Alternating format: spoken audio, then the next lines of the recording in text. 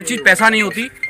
आप समझिए सीमा के बॉर्डर पर पहुंचना, हम ये सब भूल चुके हैं कि मेरा भी घर में बच्चा है, मेरा परिवार है, हम सब चीज़ें भूल चुके हैं। क्योंकि मैंने बताया हमें गुरु साहब से सीख मिली है, हमारे उनके बच्चों से हमें सीख मिली है जो दीवारों में चुनवा दिए गए 13-13 साल। कितनी दूर होगा यहाँ से बॉर्डर जहाँ आप पहुँचे हो? मैं समझता हूँ 150-200 मीटर। आप जूम करके दिखाइए, वो तारे दिखाई दे रही हैं जी। सीमा की, 150-200 मीटर है। और ऐसा नहीं है कि हालात हिंदुस्तान के खराब हैं, हालात पाकिस्तान के भी बहुत खराब हैं, लेकिन हिंदुस्तान की आवाम में बहुत जोश है, बहुत ताकत है जो लोगों का खाना पूर्ति कर रही है। आप देखिए पाकिस्तान का बॉर्डर, आप जूम करके दिखाइए, आपको दूर दूर तक कोई नहीं दिखेगा। पाकिस्तान की आवाम का कोई ऐसा बंदा नहीं है जो अपने आसपास के गाँव में खाना पहुँचा पाए। ये सैल्यूट करता हूँ मैं पंजाब की जनता को, पंजाब के लोगों को, यहाँ के सोशल मीडिया के पत्रकारों को, हमारी लोकल संस्थाओं को, बाहर से जो संस्था आके काम कर रही है उन सबका धन्यवाद करता हूँ कि वो जो उस पंजाब का साथ दे रही है जिन्होंने पंजाब ने देश को अन्न पैदा करके, जिसको अन्नदाता कहा जाता है, और इसने हमेशा लोगों का खाना पूर्ति करी है, लोगों को पालन पोषण का काम किया है। आज वही देश का आज लोग पाकिस्तान इधर अपना हिंदुस्तान के बॉर्डर पे आके देखिए खड़े हैं, और हम लोग कोशिश कर रहे हैं कि यहाँ के लोगों को अभी बता रहे हैं कि परिवार आगे है, ये आखिरी घर है। ये जी, आप चलिए हिंदुस्तान का ये आखिरी घर है। ये जी, मैं समझता हूँ उसके बाद कोई घर नहीं है। सरपंच साहब ने मुझे बताया कि आखिरी घर है जी, और इस घर में पानी आ चुका है। आप देखिए इनके बाग, ये सब पानी आ रहा है यहाँ पर जी। और ये हमारा मकसद ये नहीं था, हम सरपंच साहब को भी राशन दे सकते थे इस घर तक पहुँचाने के लिए।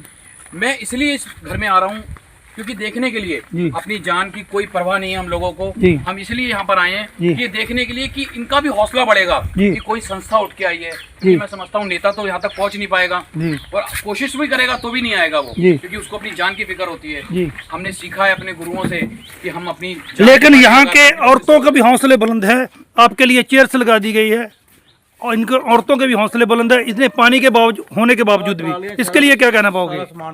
और देखो ट्रॉली के ऊपर इनके घर का सामान जो रखा हुआ है, आप देखिए ये इधर, आप कैमरा घुमाइए इधर, देखिए पीछे ट्रॉली के ऊपर इन्होंने सामान भर के ऊपर पूरा कवर करके, क्योंकि गरीब के पास क्या होता है, खाने का अन्न और सोने के लिए बिस्तर, और उस बिस्तर को बचाने के लिए उन्होंने कैसे पानी से कवर कर, उन्होंने अपने पन्नियों से कवर कर रखा है उसको। अभी हमारी ये सब माता जी हैं, देखिए क्या हालात हो चुके हैं यहाँ पर। और सर जी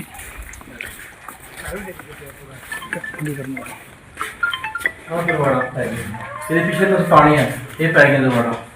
और देखो जी, ये देखो ये सरपंच साहब हमें दिखा रहे हैं, ये तरेड़ा पड़ गई है सारी दीवारों में, बता रहे हैं इधर पीछे सारा पानी है, पूरा कमरा। अब ये घर का लिंटर समझिए 10 फीट है, 11 फीट होगा।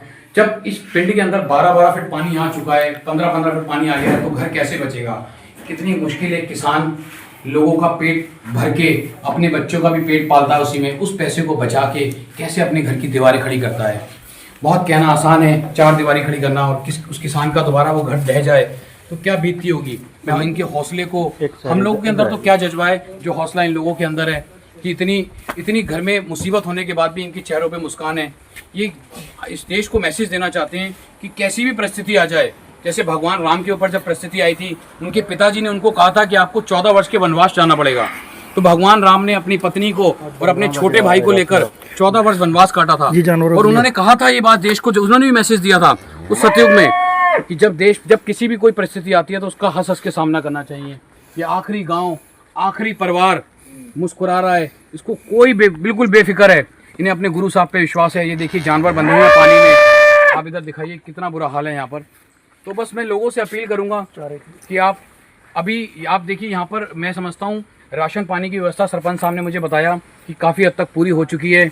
अब इस वीडियो के माध्यम से हम अपील करेंगे देश की जनता को, देश की आवाम को, कि इस पिंड में, फिरोजपुर डिस्ट्रिक्ट के अंदर जो आसपास के पिंड हैं जो बॉर्डर से लगते हैं, यहाँ पर ट्यूब में हवा चारे, अगर आप हो सकता है जो लोग कर सकते हैं, जो संस्थाएं बची हैं यहाँ तक नहीं पहुँच पाई हैं, कोशिश कर रही हैं, तो वो यहाँ पर चारा पहुँचाने की कोशिश करें। क्योंकि देखिए कितने जानवर, कितने पशु यहाँ बंधे हुए हैं, और ये वो पशु हैं जो वो भी हमारे लिए जो दूध पैदा करते हैं, और हम लोग उसे पी के हम अपने बच्चों को ताकतवर बनाते हैं। अपनी सेफ्टी के लिए नाव रखी है बना के। इन्होंने देखिए गांव के लोगों ने अपनी सेफ्टी को, अपनी जान बचाने के लिए ट्यूब रखी हुई है। अगर ये हालात अगर किसी नेता के घर पे होते तो मैं समझता हूँ इस जगह पर वहाँ हेलीकॉप्टर खड़ा होता, जिस जगह पर इस गरीब के घर में ट्यूब पड़ी है। क्योंकि हेलीकॉप्टर इसलिए खड़ा करता है वो नेता कि अगर उसके घर के बाहर बाढ़ आती तो वो सीधा हवा में उड़ के जाते अपने आप को बचाने का काम करता। भूसा में पानी भरा हुआ है। और देखिए भूसा जो मैं आपको बता रहा था पूरी तरीके से खराब हो चुका है। अब आपके रोटी में अगर किसी की रोटी में प्लेट लगी और मैं अगर पानी का एक गिलास डाल दूं तो उस रोटी को कोई कैसे खाएगा भिगो के।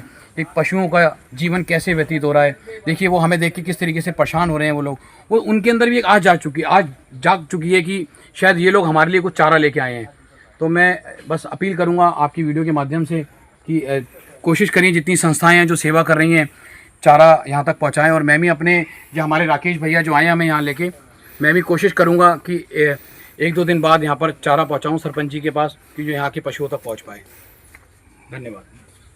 इनको बताना चाहूँगा पीछे की तरफ एक बार दिखाइए। मुश्किल से 300-400 मीटर दूर है यहाँ से पाकिस्तान बॉर्डर। और हिंदुस्तान के बिल्कुल आखिरी पिंड जो आखिरी गांव है हिंदुस्तान का, उस पर अभी हम लोग हमारी टीम खड़ी है जीवन संघर्ष फाउंडेशन की। हम लोग राशन पानी लेकर यहाँ पहुँचे हैं। और देखिए इससे आगे नाव नहीं जा सकती इनकी, हमें पैदल जाना पड़ेगा। और आप देखिए पानी देखिए अभी मेरे घुटनों तक है। अभी आगे बता रहे हैं मैं इससे थोड़ा सा और आगे चलूँगा तो पानी की दशा हमारे पेट से ऊपर चली जाएगी। 4.5-5 फुट पानी है। फिर भी हमें वाहिगुरु जी ने इतना हौसला दिया है कि हमारी टीम के लोग जितने भी मेंबर हैं सुबह से लगे हुए थे, भूखे हैं, प्रसादा छक रहे हैं अभी। उसके बाद लोगों की सेवा में लगे हुए हैं। ना उन्हें किसी मगरमच्छ का डर है, ना किसी मछली का और ना किसी कंडे का। लगे हुए हैं सेवा करने। क्योंकि मैंने अभी पहले भी बताया था कि हम क्या बनाने आए थे और क्या बना बैठे। कहीं मंदिर बना बैठे तो कहीं मस्जिद बना बैठे। हमसे अच्छी जात उन परिंदों की है, कभी वो मंदिर पे जा बैठे तो कभी मस्जिद पे जा बैठे। तो जब परिंदे को ये पता है कि मुझे मंदिर और मस्जिद देख के नहीं बैठना है तो इंसान क्यों फ़र्क करता है। आप देखिए इस पिंड के अंदर 8-8, 10-10, 15-15 फुट पानी है। लेकिन आप परमात्मा की चमत्कार देखिए कि जो पीर बाबा की दरगाह है वहाँ तक पानी नहीं पहुँचा है।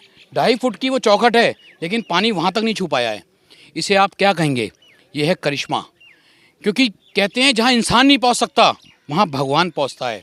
और परमात्मा अजर अमर है, ये इंसान को समझ लेना चाहिए। ये जो आज पंजाब ने झेला है ये सब सरकारों की गलतियां हैं। मैं आपको बता दूं इस वीडियो के माध्यम से वो कैसे हैं। सरकार ने प्रकृति के साथ खिलवाड़ किया, सरकारों ने गांव-गांव जाके पेड़ काटे। और आज देखिए ऐसा माहौल पैदा हुआ, हिमाचल से अपने आप पेड़ कट कट के लकड़ियां पंजाब के अंदर बहती हुई आ गई। सीवर सारे जाम हो गए, सारे जितने भी बांध थे सारे टूट गए, सब जाम हो गए लकड़ियों से। ये सब सरकारों की गलतियां हैं। मैं आपको बता दूं अगर परमात्मा के साथ आप खिलवाड़ करेंगे किसी बात, ये गुरु की नगरी है, परमात्मा के साथ खिलवाड़ करेंगे तो परमात्मा आपको उस रूप में अलग रूप में अपने जवाब देगा। क्योंकि आप समझिए जब जब हमारे देश के अंदर असुरों का भी राज रहा, जब औरंगज़ेब आया, शाहजहाँ आया, तो हमारे गुरुओं ने उनको मुंह तोड़ जवाब दिया। तो आप समझिए अगर प्रकृति के साथ इंसान खिलवाड़ करेगा तो ये 100% मैं कहना चाहता हूँ इस वीडियो के माध्यम से वो भुगतना ही पड़ेगा। सरकार तो अपना मस्त बैठी हैं बड़े बड़े अपने हवेलियों में और उनको कोई फ़र्क नहीं पड़ता। लेकिन फ़र्क पड़ता है तो उसको जो प्रकृति के बीच में बैठा है। ये हमारे भैया हैं, इनसे पूछते हैं कि भैया बताइए कितना और आगे पानी है और कौन से पिंड हमें लेके चल रहे हो आप। ये लोकल भैया हैं, ये बताएंगे कि कौन से पिंड लेके चल रहे हो और कहीं हमारी जान को खतरा तो नहीं है आगे। आप मुझे एक बार बताइए भैया। देखिए हिमांशु जी, ख़तरे की बात तो ये है कि आपने पहले ही बता दिया कि ये गुरुओं पीरों की धरती है। भगवान की कृपा से ही सब कुछ चल रहा है और उनकी कृपा से ही आप यहाँ पे पहुँचे हैं। और ख़तरे की बात करें, यहाँ से आगे 6 या 7 गांव और है जहाँ हमने जाना है। बोट में हम पहले भी देखा है कि आपकी कृपा से आज लंगर भी लेके आए हैं। आप जो वहाँ से आटा, जो मेडिसिन, जो दवाइयाँ, जो कपड़े लेके आए हैं वो हम पहले आपने पहले बताया। बहुत अच्छी बात है, मेरे को आपकी इतनी अच्छी बातें लगी कि जो लड़के बोट चला रहे हैं सुबह से लेकर शाम तक 100 चक्कर काट रहे हैं, कम से कम उनके लिए कुछ दिहाड़ी व्यवस्था हो जाए, उनको ही कुछ दिया जाए। वो अपने बच्चे कैसे पाले, बेचारे सेवा कर रहे हैं और आपकी सेवा बहुत उत्तम है। आगे 5-6 गांव और है जहां हमने ये सेवा देनी है। आज लंगर पका के लेके आए हैं, कल भी लेके आएंगे स्थानक निवासियों के लिए। और भगवान से एक ही प्रार्थना करते हैं कि जल्दी से जल्दी इस मुसीबत से हमें निकाला जाए। अभी हम 3 फुट पानी में खड़े हैं, आगे आगे जाएंगे थोड़ा और है, आपको उन्होंने बताया कि अब यहाँ से आपको थोड़ा पैदल जाना पड़ेगा, फिर आपको बोट मिलेगी, ऐसे ही बोला उन्होंने आपको। तो इसी तरीके से जो सेवा लोग, जिसकी जो सेवा लगी है वो बंदा कर रहा है। बस आपका बहुत धन्यवाद है जो आप आए हो। हम लोग भी, अपना घर वृद्ध आश्रम है, मैंने पहले भी आपको बताया कि हम लोग पिछले 15 दिन से लंगर ही पका के लेके आ रहे हैं यहाँ पे, इनके लिए हाजिर हैं। और एक बात मैंने आपको बताई नहीं, शायद भूल गया, कि हमने अपने आश्रम में 3-4 यार बंदे रहने की व्यवस्था की है। अगर किसी की छत गिर गई है तो वो वहाँ पे जा सकता है, वहाँ पे रह सकता है, उसके लिए खाने वाने का प्रबंध है, पशुओं को लेके जा रहा है उसके लिए चारे का भी प्रबंध है। सो हमेशा हम आपके साथ हैं और आप भी हमारे साथ हैं। ये भैया ने बताया गुरु की नगरी है, और हमारे गुरुओं ने एक बात कही थी कि सूरा सो पहचानिए जो लड़े दीन के हेत, और पुर्जा पुर्जा कट मरे कबहू न छेड़े खेत। मैं सरकार को इस वीडियो के माध्यम से आखिरी में एक ही बात कहना चाहूँगा कि हमारे गुरु कहा करते थे कि 1.25 लाख से एक लड़ाऊँ ता गुरु गोविंद सिंह नाम धराऊँ। हम उस गुरु गोविंद सिंह के लाल हैं, हमारी गर्दन भी कट जाएगी तो भी हम पीछे नहीं हटेंगे। धन्यवाद।